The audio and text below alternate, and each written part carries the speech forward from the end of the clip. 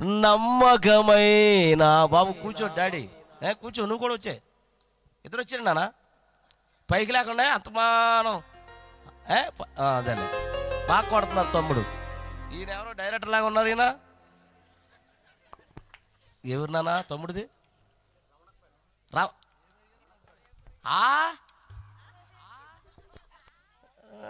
Okay, ఎంతటోడు అయిపోయావయ్యా, దేవుడిని దీవించును గాక.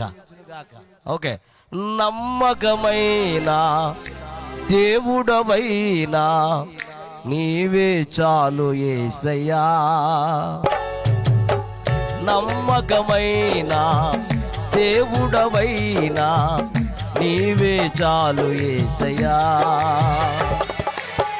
నేనేమై ఉన్నా, ఏ స్థితిలో ఉన్నా, నేనేమై ఉన్నా, ఏ స్థితిలో ఉన్నా, ఇంకే స్తోత్రం చెప్పండి, గట్టిగా చెప్పాలి. అమ్మా స్తోత్రం చెప్పండి రా.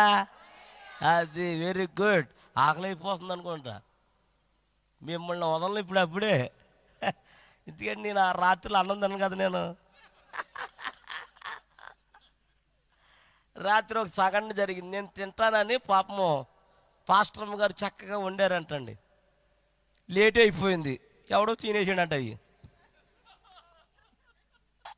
తినేస్తే పాస్టర్ గారు అన్నారు, ఏమంటే భోంచేయండి అన్నారు.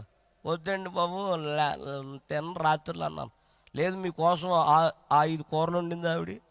సర్లే వండారు అనుకుని కూర్చున్నాం. తినేసాడు సంగతి మాకు తెలీదు. చక్కగా కూర్చున్నాం తినేద్దామని.